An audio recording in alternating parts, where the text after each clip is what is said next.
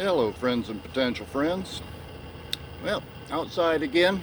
It's a beautiful day here in Central Florida.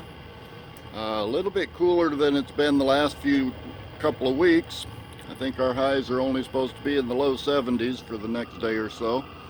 Although tonight I hear there's a front coming through and we're going to be getting rained on most of the day tomorrow. And then it's supposed to be a little bit cooler for the next week. Probably with highs in the 60s. And that's cool for Central Florida. That's not why I'm here today. I figured with the rain coming in tomorrow, I'd better get busy with a project that I've been thinking about doing.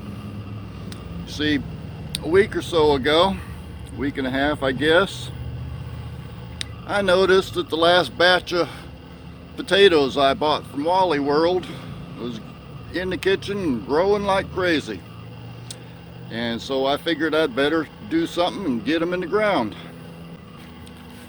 And as you can see, I've cut them up. They've all got a lot of eyes on them. But I really don't have any place out here to plant them. Normally I put my potatoes in this square bed over here, but it's still got a little bit of that purple cabbage that I grew over the winter.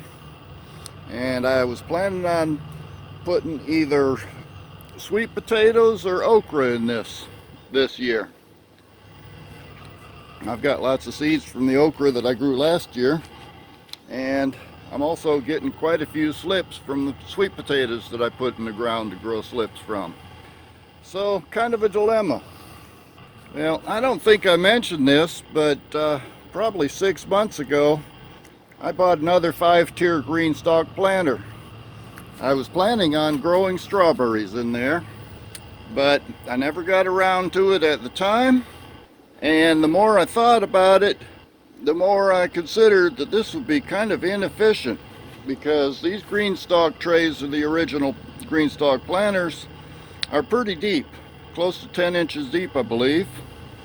Takes a lot of soil to fill them up, and strawberries really don't need that much depth.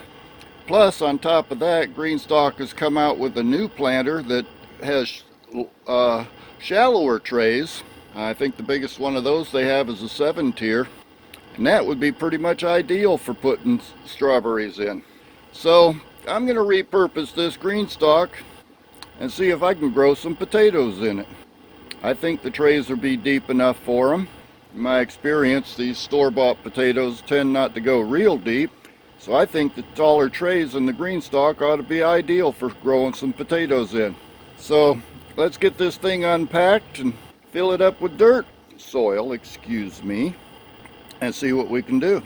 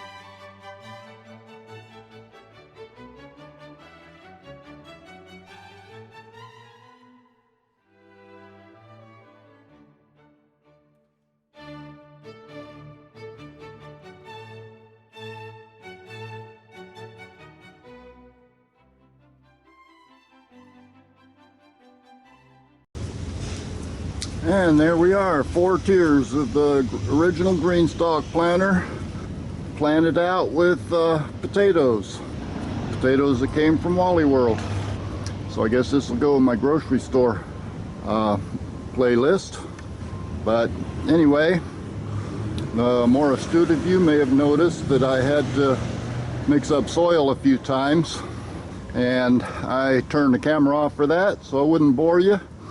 Didn't want to give away all of my secret ingredients like Epsom salts and bone meal and blood meal and a little bit of 222 organic fertilizer mixed in with my own compost, a bit of composted manure, some cocoa coir, and what else was in there? Oh yeah, GreenStalk sent me a little packet of worm castings with each of these, so I added some worm castings into it too. And now I'm going to move it out front to the front patio or the front porch and start watering it down good and see what develops. And there we are, stacked up, planted, and ready to grow. Now you notice that there are only 4 levels on that guy, just like the original one over there, because the top level is going to be reserved for some specialty plants that I plan on growing. I've got several varieties of peppers and a few varieties of tomatoes that I'm hoping to get seeds from. So I'm going to put peppers at the top of one of these and tomatoes at the top of the other. That way they'll be out here away from all the other peppers and tomatoes, and hopefully I'll get some good clean seeds out of them. Though I'm suspecting that with the tomatoes in particular, I may have to rearrange the stack a little bit so that I can put the tomatoes down lower and use the little add-on supports that I got for the GreenStalk. Some of those tomatoes tend to grow pretty large, but we'll see how that turns out once I get those seeds sprouted. And meanwhile, I'll see you on the next video.